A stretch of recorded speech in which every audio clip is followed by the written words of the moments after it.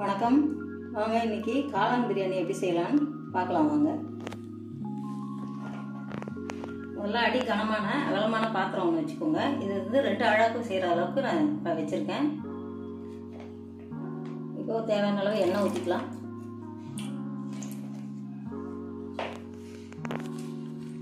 இது எண்ணெய் சூடான உடனே இந்த பட்டை, சோம்பு, ஏலக்காய் இது எல்லாத்தையும் போட்டுடலாம்.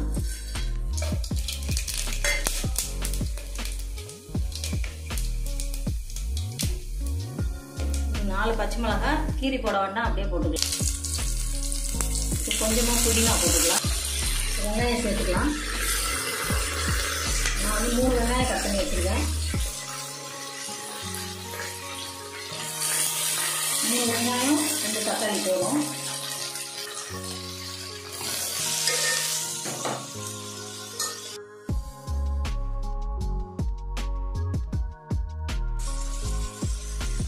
கொஞ்சமாக கொத்தமல்லி சேர்த்துக்கலாம். ஒரு 2லேருந்து 3 நிமிஷம் வெங்காயம் வதங்கின உடனே நம்ம தக்காளி சேர்த்துக்கலாம்.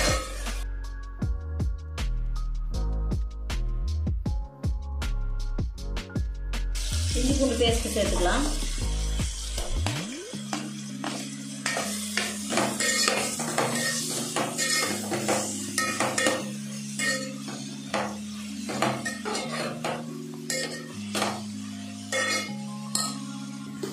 வெங்காயம் வதங்கும் போதே தேவையான அளவு உப்பு சேர்த்துக்கலாம். அப்போதான் கொஞ்சம் வெங்காயம் சீக்கிரமாக வதங்கும். சின்னதாக 1 ஸ்பூன் வெறும் மிளகாத்தூள் சேர்த்துக்கலாம். ஒரு 2 சிட்டிக்கு மஞ்சள் தூள் சேர்த்துக்கலாம்.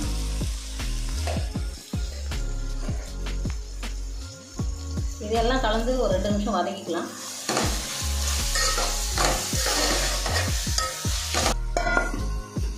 இந்த நேரத்தில் நம்ம அரிசி எடுத்து ஊற வச்சுக்கலாம்.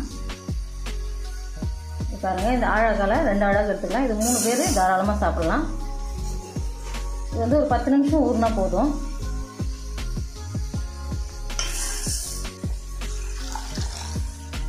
இந்த அரிசியை வந்து நம்ம ஒரே ஒரு தண்ணி மட்டும் கழுவிட்டு திருப்பி தண்ணி ஊற்றி ஊற வச்சிடலாம். இது நல்லா வதங்கிடுச்சு வெங்காயம். இப்போ தக்காளி சேர்த்துக்கலாம்.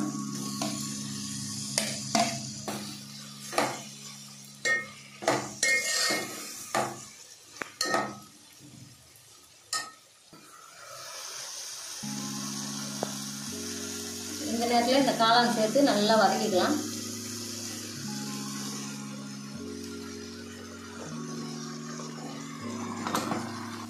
ஏற்கனவே க்ளீன் பண்ணி வச்சுட்டேன் நான் காளான். உங்கள்கிட்ட காமிக்கல,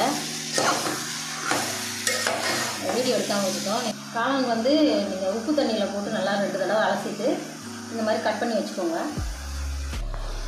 இது வதங்கிறதுக்கு ஒரு 10 நிமிஷத்துலேருந்து 12 நிமிஷம் ஆகும்.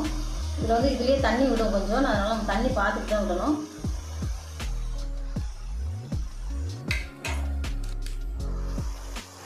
இதில் 1 ஸ்பூன் பிரியாணி மசாலா சேர்த்துக்கலாம்.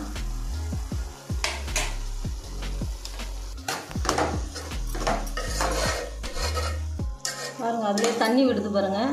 காளான் வதங்க வதங்க நமக்கு கொஞ்சம் தண்ணி வரும். நல்ல கிரேவி பதத்துக்கு வதக்கணும். காளான் எப்படி வதங்கிடுச்சின்னு தெரிஞ்சுக்கிட்டுன்னா, அதில் ஃபஸ்ட்டு தண்ணி வரும். அதுக்கப்புறம் அது நல்லா வதக்கினதுக்கப்புறமா தண்ணியெல்லாம் ட்ரை ஆகிடும் கொஞ்சம் ஓரளவுக்கு.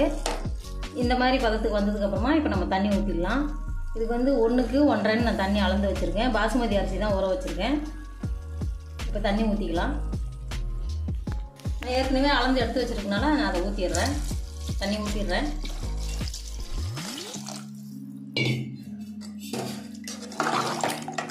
தண்ணி கலந்து விட்டுட்டு உப்பு எப்படி இருக்குன்னு பார்த்துக்கலாம். பத்தலைன்னா நம்ம கொஞ்சம் போட்டுக்கலாம். நம்ம இது வதக்கிட்டு இருக்கும்போதே ஒரு 1/2 ஸ்பூன் மட்டன் மசாலா இல்லைன்னா சிக்கன் மசாலா ஏதாவது ஒரு 1/2 ஸ்பூன் சேர்த்துக்கலாம். வதக்கும்போது அது கொஞ்சம் நம்ம நல்ல டேஸ்ட் கொடுக்கும். நான்வெஜ் பிடிக்காதவங்களுக்கு இந்த மாதிரி ஒரு பிரியாணி செஞ்சு கொடுங்க. ரொம்ப டேஸ்டியாக இருக்கும். அவங்களுக்கும் ரொம்ப பிடிக்கும். இந்த மாதிரி நீங்கள் செஞ்சு கொடுங்க. இப்போ இது ஒரு 10 நிமிஷம் மூடி வைக்கலாம். 10 நிமிஷம் ஆகாது, ஒரு 5 நிமிஷத்தில் கொதிச்சிடும். கொதி வரும்போது நம்ம அரிசியை போட்டுடலாம். தண்ணி கொதி வந்துருச்சு. இப்போ நம்ம அரிசியை வந்து ஒரு சொட்டு தண்ணி இல்லாமல் வடிச்சிட்டு இதில் போட்டுடலாம்.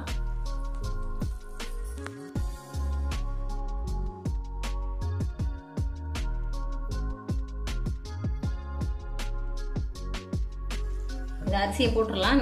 தண்ணி நல்லா வடிச்சிட்டேன் நான். ஒரு சொட்டு தண்ணி கூட இருக்கக்கூடாது, வடிச்சிடணும்.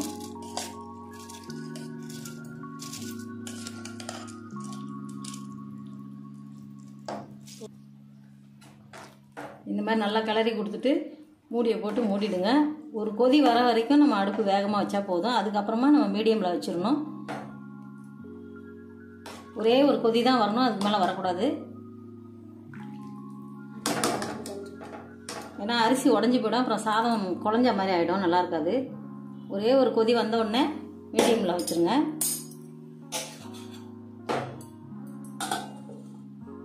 ஒரு கொதி வரட்டும்.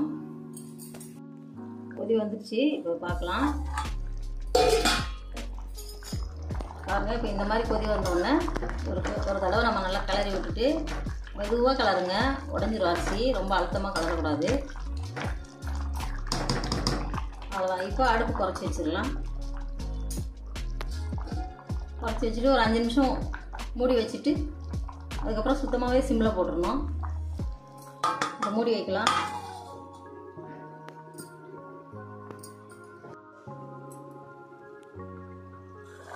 ஒரு 5 நிமிஷம் ஆயிடுச்சு, இப்போ பார்க்கலாம்.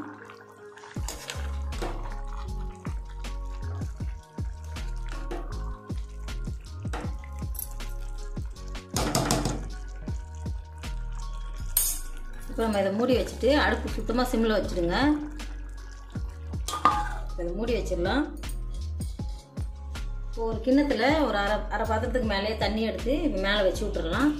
இப்போ அடுப்பு சிம்மில் வச்சுட்டு கரெக்டாக ஒரு 10 நிமிஷம் கழிச்சு பாருங்கள், கரெக்டாக இருக்கும். 10லேருந்து 15 நிமிஷம்.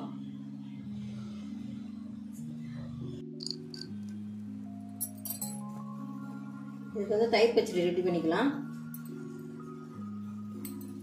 வெங்காயம் பொடியாக நறுக்கின வெங்காயம், கொஞ்சோண்டு உப்பு, தயிர் ஊற்றி மிக்ஸ் பண்ணி வச்சிடலாம்.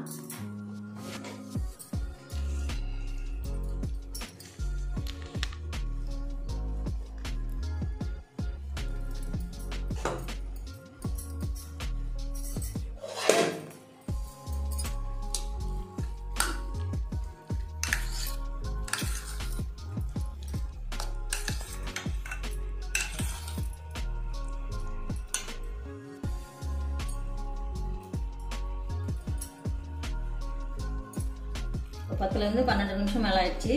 எடுத்து அடுப்பு ஆஃப் பண்ணிட்டு ஒரு 5 நிமிஷம் கழிச்சு நம்ம ஓப்பன் பண்ணலாம். இப்போ 5 நிமிஷம் ஆயிடுச்சு, இதை ஓப்பன் பண்ணி பார்க்கலாம்.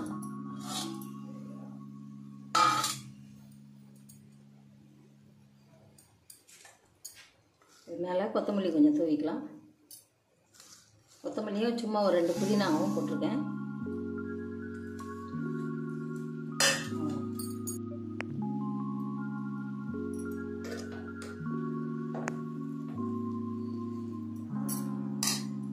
அவ்வளோதான். இப்போ நீங்கள் எடுத்து சாப்பிடலாம். நல்லா அருமையாக வந்திருக்கு. காளான் பிரியாணி ரெடி ஆகிடுச்சு. காளான் பிரியாணி தயிர் பச்சடி வச்சு இப்போ நம்ம சாப்பிட போகிறோம். நீங்களும் இதே மாதிரி உங்கள் வீட்டில் செஞ்சு பாருங்கள். செஞ்சு பார்த்துட்டு எப்படி இருக்குன்னு கமெண்ட்டில் சொல்லுங்கள். நன்றி.